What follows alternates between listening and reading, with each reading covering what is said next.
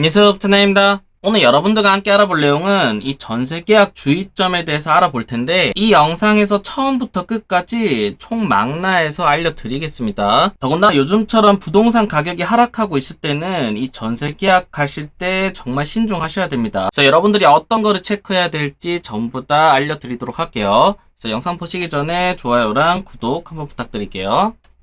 자, 바로 여러분들께 오늘 알려드릴 내용은 이 전세 보증금 핵심 체크리스트인데, 여기 보시면 계약 전이랑 체결 시, 그 다음 계약하고 난 뒤, 그 다음 잔금이랑 이사 후에 여러분들이 해야 될 일들에 대해서 나와 있는 거죠. 근데 여기서 이 해야 할 일들을 하는 것도 중요하지만 이걸 왜 해야 되는지가 가장 중요합니다. 왜 해야 되는지를 알면 여러분들이 어떻게 대처해야 되는지가 보이시는 거죠. 그러면 여기에 대해서 설명드리기 전에 먼저 이 자료가 어디서 나왔냐면 국토교통부에서 9월 14일에 발표한 자료입니다. 그래서 전세 정보 확인하고 보증금 피해를 예방하세요 라는 취지로 발표를 한 자료인데, 해당 체크리스트 내용만 봐도 나름 신경을 쓴 것 같아요. 그러면 본격적으로 체크리스트를 알아보기 전에, 그러면 여러분들이 체크리스트를 보기 전에 이 자료 하나만 보여드리면, 지난 8월 한 달 동안입니다. 인세 관련해서 보증사고가 몇 건이나 일어났냐면 511건이나 일어났답니다. 자, 지금 그 금액만 1000억 정도 되니까 뭐 한 건당 거의 2억 정도 잡으면 되겠죠. 자, 이 보증사고란 말은 한마디로 내가 전세금을 떼일 우려가 있을 가능성이 상당히 많은 사고를 말합니다. 그래서 현재 대부분 수도권에서 93%가 이루어졌고, 그 다음 지역별로는 서울 강서구랑 미추홀구, 부천시에서 많다고 합니다. 그래서 여러분들은 꼭 여기 511명 안에 포함되지 않기를 바랄게요. 가장 먼저 여러분들이 알고 계셔야 될 거는, 자, 이 전세 계약 같은 경우는 계약할 때 모든 조건이 세팅됩니다. 즉, 여러분들이 계약할 때 내가 계약한 전세가 사기를 당하는 건지 아니면 전세금을 떼일 우려가 있는지 이 모든 게 판별이 납니다. 그렇기 때문에 여러분들은 계약하기 전에 지금 설명드리는 내용을 전부 다 철저히 확인해야 되고, 두 번째로는 여러분들이 계약을 할 때는 항상 최악을 생각하고 계약을 해야 됩니다. 이 최악은 어떤 거죠? 당연히 집주인이 나한테 돈을 안 준다고 생각을 하고, 자, 이 집이 경매로 넘어간다라고 생각을 하고 여러분들이 전세 계약을 해야 됩니다. 그래야 여러분들의 전세 보증금을 안전하게 지킬 수 있습니다. 그러면 이제부터 하나씩 살펴볼 텐데, 자, 첫 번째는 주택 상태 체크입니다. 이거는 왜 체크하냐면 내가 지금 들어가는 집이 불법 건축물인지 아니면 무허가 건축물인지를 확인하기 위해서 필요한데, 보통 여기서 아파트는 해당 사항이 많이 없습니다. 자, 이거를 가장 많이 확인해야 되는 곳은 어디냐면 빌라나 다세대, 다가구 같은 건물들은 무조건 확인을 하셔야 돼요. 왜냐면 자, 이게 불법 건축물이면 가장 먼저 어떤 게 안 되냐면, 자, 전세 대출이 불가합니다. 근데 여기서 또 하나 정보를 알려드리면, 내가 들어가는 호실이 불법 건축물이 아니라면 전세 대출이 가능해요. 자, 이건 저도 실제 경험이 있는데, 예를 들어서 이런 경우가 많을 거예요. 이제 옛날 빌라 단지나 뭐 다가구, 다세대 주택 같은 경우는 건물 주인이 월세를 더 받기 위해서 여기 옥상으로 가는 계단 문이 있죠. 여기를 불법적으로 이렇게 증축해서 옥탑방이라고 해서 월세를 내놓는 경우가 있습니다. 자, 이런 경우는 어떻게 되냐면 당연히 이 건물에 대해서는 불법 건축물로 기재가 돼 있을 거예요. 근데 만약 여러분들이 여기 옥탑방에 들어가는 게 아니라 여기 밑에 집에 있는 여기 호실에 들어간다라고 했을 때는 이거에 대해서는 전세 대출이 나옵니다. 그렇기 때문에 이것도 참고사항으로 알고 계시면 될 것 같아요. 그래서 결론적으로 어쨌든 여러분들이 집을 들어가기 전에 건축물 대장은 필수적으로 떼봐야 됩니다. 그 다음에 이런 경우도 있습니다. 건축물 대장을 떼는데 내가 들어가려는 호실이 주택이 아니라 뭐 2종 근린시설이나 근린시설로 되어 있다면, 이거는 어떻게 보면 집주인이 처음에 근린시설로 용도 승인을 받고 그 다음 이거를 원룸으로 개조해서 여러분들한테 월세를 내놓는 거죠.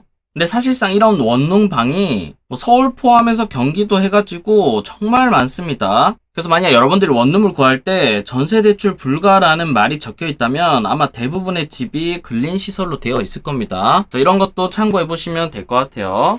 그 다음 두 번째는 매매가 대비 적정 전세가율인데, 자, 이거는 왜 필요하냐면 보증금을 돌려받지 못할 위협을 예방한다라고 합니다. 자, 이게 왜 그러냐면 아까 처음에 말씀드렸죠. 여러분들이 집을 구할 때는 항상 최악의 순간을 생각하고 집을 구해야 됩니다. 즉, 여러분들 집이 경매로 넘어갔을 때 여러분들의 전세금만큼 낙찰을 받을 수 있는지를 꼭 확인하셔야 돼요. 자, 그럼 이거를 확인하기 위해서는 경매에서 대략적으로 얼마 정도로 낙찰되는지를 알고 계셔야겠죠. 여기 보이시는 이 자료는 최근 자료인데, 근데 수도권 기준으로 아파트 같은 경우는 전세가율이 한 67% 정도 되고, 그 다음 연립이랑 다세대 주택 같은 경우는 최근 3개월은 83% 정도 된다라고 합니다. 자, 근데 이게 경매로 나가면 어떻게 되냐면 낙찰가율이 평균 한 82% 된다라고 하네요. 그래서 수도권은 한 85% 정도 된다라고 하는데, 자, 이게 어떤 의미냐면 해당 집의 감정가가 1억이라고 할게요. 그러면 이거의 85%인 한 8,500만 원 정도 되면 낙찰을 받는다라는 거죠. 그러면 여러분들의 전세금은 얼마 정도로 세팅하셔야 되냐면 당연히 8,500만 원 밑으로 세팅을 하셔야겠죠. 그래서 저 같은 경우는 권해드리는 게 뭐냐면 좀 맥시멈으로 할 때는 70%, 아니면 좀 안전하게 하고 싶다 그러면 60% 이하로 여러분들의 전세금을 세팅하시기를 바랄게요. 왜냐면 실제로 80%가 넘어가면 나중에 경매 나가고 그러면 일부 돈을 못 받을 경우가 많기 때문에 여러분들이 꼭 60%에서 70% 선으로 세팅을 하시면 되고, 이걸 확인하기 위해서는 어떤 걸 알아야겠죠? 당연히 내가 들어가는 집의 시세를 알아야겠죠. 자, 여러분들이 여러 부동산에 돌아다니면서 시세를 확인하고, 그 다음 이것보다 더 중요한 게 주변 실거래가를 확인하는 게 정말 중요합니다. 자, 이것도 제가 한번 보여드리면, 참고로 아파트 같은 경우는 뭐 네이버 부동산이나 호갱노노 이런 사이트에서 정말 잘 정리되어 있기 때문에 시세 파악이 정말 쉬운 거죠. 근데 문제는 뭐냐면 바로 이 다세대, 다가구 주택입니다. 다가구랑 다세대 주택의 시세를 알기 위해서는 여러분들이 여기 부동산 플래닛에 들어와서 이쪽에 거래 연도가 있는데 이거를 최근 2년으로 이렇게 설정을 합니다. 그리고 여러분들이 구하고 싶은 지역을 이렇게 살펴보면, 만약 건대 입구 앞에 여러분들이 원룸을 구한다라고 할게요. 그러면 여기 보신 것처럼 지금 거래 금액이 다 나와 있습니다. 여기는 14평에 2021년도에 4억 6천에 거래가 됐고, 이제 15평 같은 경우는 2021년도에 3.7억에 거래가 된 거였죠. 자, 그러면 만약 여러분들 집이 뭐 여기라고 했을 때는 당연히 여기 주변 시세랑 좀 비슷하겠죠. 그래서 여기 주변으로 해서 평수랑 거래 금액별로 여러분들이 한번 통계를 내본 다음에 여러분들이 들어가는 평수는 얼마에 거래될지를 대략적으로 산출해 보실 수가 있는 거죠. 지금 옆에 보이시는 여기 집을 기준으로 한다면 우선 거래 시세가 4.1억 정도 되니까 여기에 70%면 한 2.8억 정도 되죠. 그래서 여러분들이 전세를 2.8억 정도에 들어간다면 나름 안전하다라고 알고 계시면 될 것 같아요. 그 다음 세 번째는 선순위 권리 관계인데, 자, 이거는 정말 중요합니다. 자, 보증금의 안전 여부를 확인한다는 건데, 자, 이건 어디서 확인할 수 있냐면 여러분들이 등기부 등본을 떼봐야 돼요. 인터넷 등기소에 가서 여러분들이 뗄 수가 있는데, 이거를 발급받는 것보다 여러분들이 보실 줄 아는 게 가장 중요한 거겠죠. 여러분들이 등기부 등본을 뗀 다음에 거기 보시면 갑구랑 을구 부분이 있습니다. 근데 그런 거랑 상관없이 전부 다 시간 순으로 나열을 해보시고, 그래서 만약 말소 기준 권리가 있는지를 한번 찾아보시기를 바랄게요. 만약 여러분들이 등기부 등본을 뗐는데 깨끗하다, 만약 아무것도 없는 빈칸이다 라고 한다면 이거는 가장 안전한 물건이죠.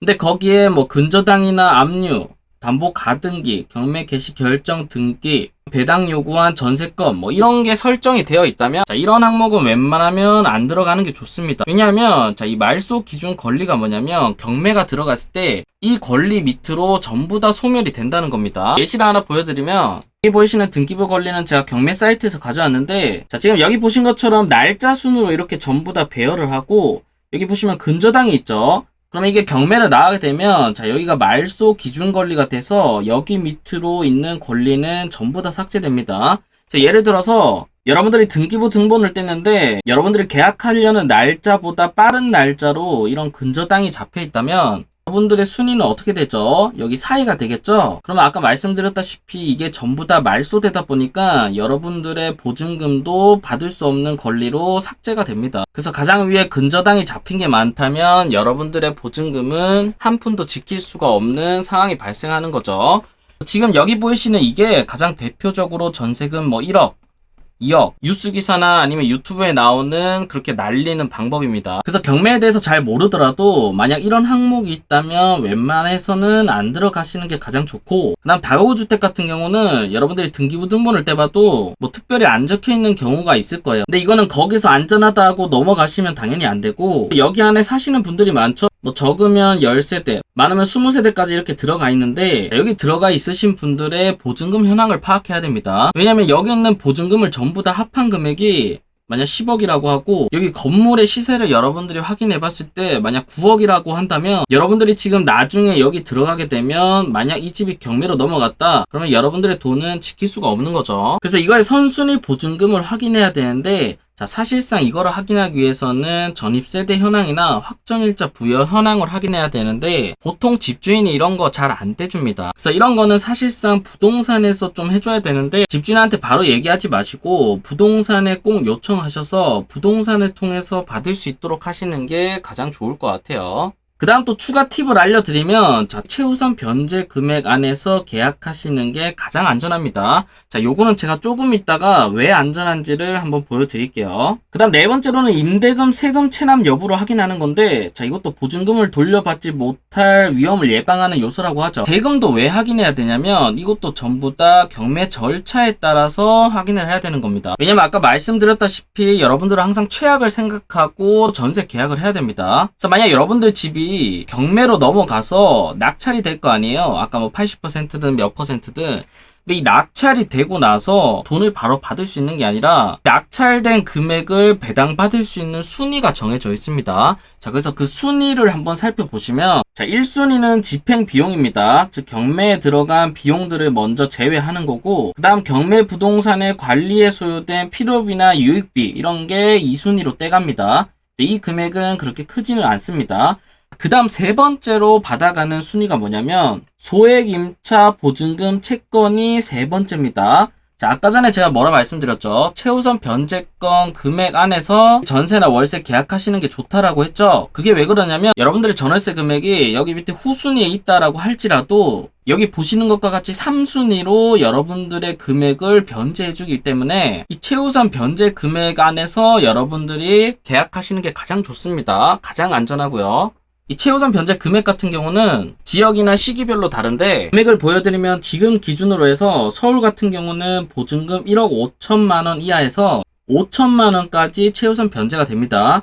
즉 여러분들이 계약해야 될 금액은 여기 금액인 거죠. 그래서 여기 내용을 참고해 보시면 되고 그 다음 지급 내용인 세금에 대한 내용이 나옵니다. 자, 4순위로 배당받는 게 어떤 거냐면 자, 집행 목적물에 부과된 국세나 지방세를 먼저 가져갑니다. 이거를 당해세라고 그러는데 보통 해당 부동산에 부과된 국세나 지방세를 말합니다. 그래서 해당 부동산에 포함된 뭐 상속세나 증여세, 그다음 종부세, 그다음 지방세로는 재산세가 있겠죠. 그래서 만약 이런 걸 미납한 내역이 있다면 여러분들의 배당금보다 가장 먼저 가져가기 때문에 이 금액이 크면 클수록 여러분들이 배당받을 수 있는 금액이 작아지겠죠. 그래서 이러한 이유 때문에 이 당해세를 확인을 해야 됩니다.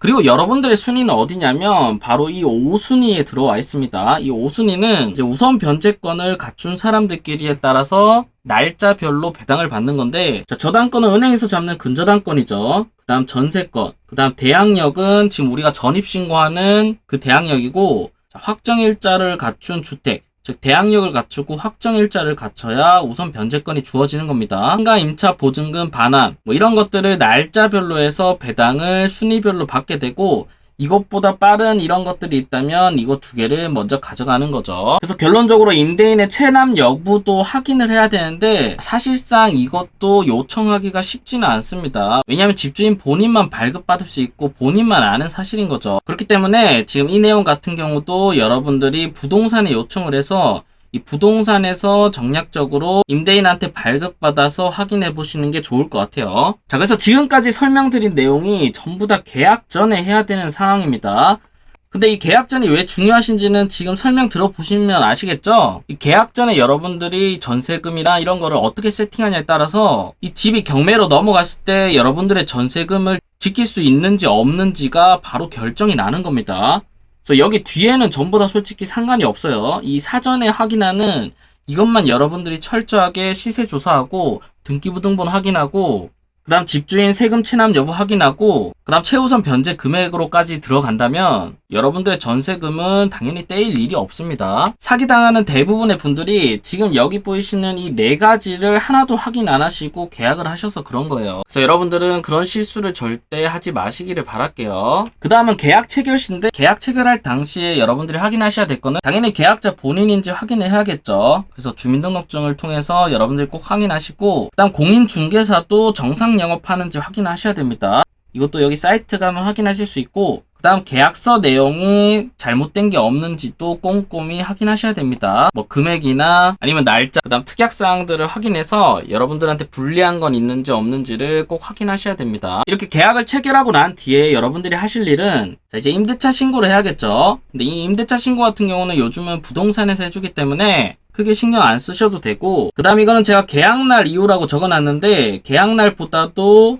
이 잔금날 이후에 여러분들이 등기부 등본을 꼭 한 번 더 떼서 확인해 보시기를 바랄게요. 왜냐면 잔금일에 맞춰서 근저당을 잡는 나쁜 사람들도 있기 때문에 여러분들이 이거는 꼭 확인을 해 보셔야 됩니다. 그리고 그거를 사전에 방지할 수 있는 방법은 여러분들이 여기 집에 미리 전입신고를 들어가는 거죠. 세 번째로는 전입신고랑 확정일자를 꼭 받는 건데, 자, 이 확정일자 같은 경우는 계약하는 당일 계약서를 작성하죠. 그러면 그 당일에 바로 계약서를 들고 주민센터로 가세요. 그러면 확정일자를 줍니다. 그 다음에 이 전입신고도 해야 되는데, 전입신고랑 확정일자의 차이점을 모르시는 분들도 꽤 계세요. 그래서 이거 같은 경우는 여러분들이 뒤에 예시를 풀어보면 좀 확실하게 아실 수가 있는데, 자, 여러분들 집이 경매로 나갔는데 이 전입신고랑 확정일자에 따라서 내 대항력 날짜가 언젠지를 확실히 알아야겠죠. 그 다음 사전에 간단하게 말씀드리면 이 확정일자 같은 경우는 여러분들이 배당받을 수 있는 순위에 영향을 미치는 겁니다. 그다음 전입신고 같은 경우는 대항력에 영향을 미치는데, 대항력 같은 경우는 내 보증금을 지킬 수 있는 가장 강력한 권리입니다. 그래서 사실상 확정일자는 없어도 되지만 이 전입신고는 무조건 실행이 돼야 되는 거예요. 그러면 여기 빈칸을 한번 채워보면, 8월 9일에 동시에 여러분들이 전입이랑 확정일자를 받았어요. 그럼 여러분들의 대항력 날짜는 언제냐면, 기본적으로 법적으로 어떻게 정해져 있냐면 전입을 한 날 다음 날 0시에 대항력이 생깁니다. 그렇기 때문에 대항력 날짜는 8월 10일이 되겠죠. 그 다음 우선 변제권 날짜도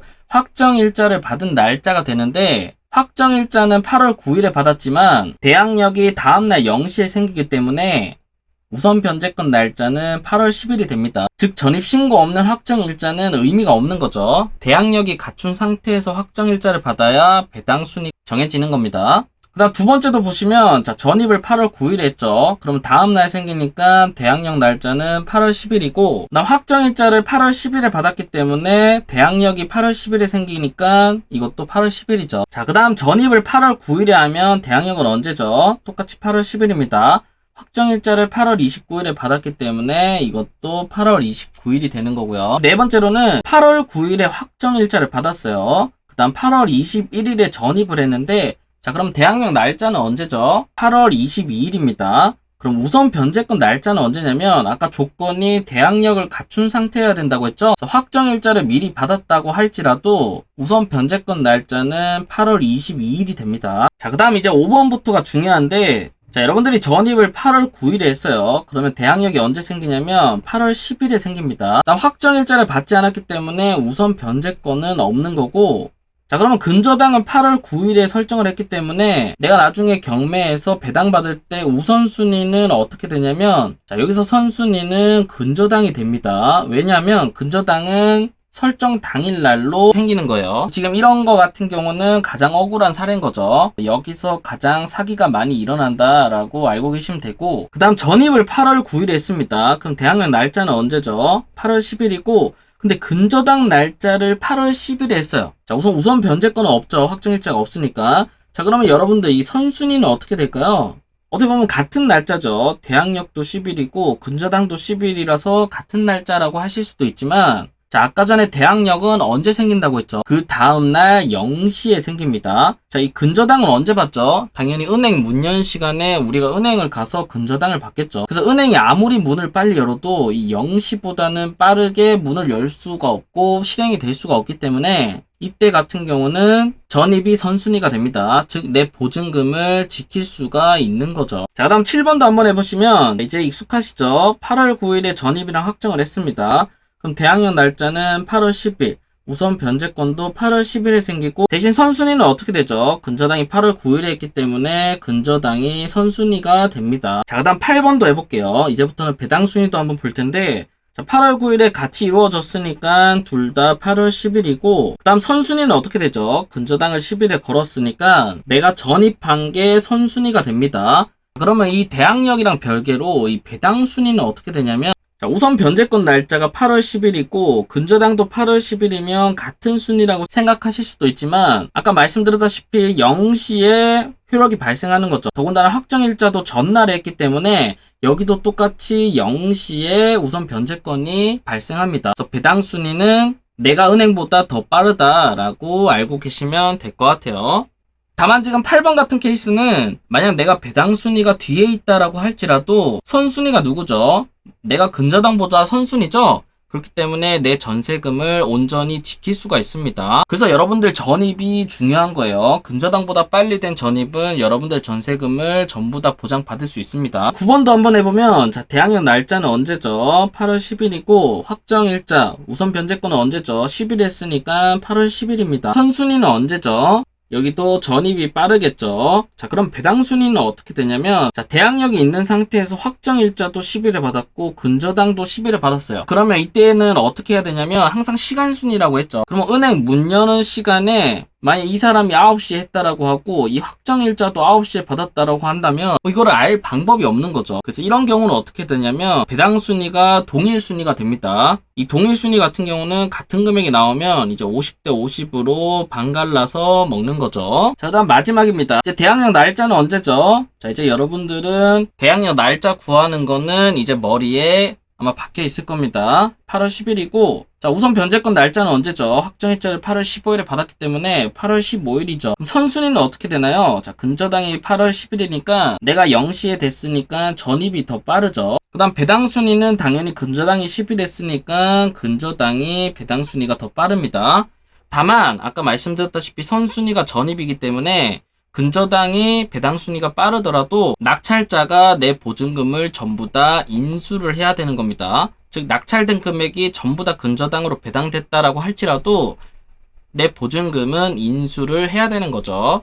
그래서 가장 안전한 방법입니다. 자, 그래서 지금까지 이렇게 예시를 풀어봤는데 이 전입이랑 확정일자에 모르시는 분들도 요거 한번 계산해 보시면 이제 어느 정도는 전부 다 계산이 가능하실 겁니다.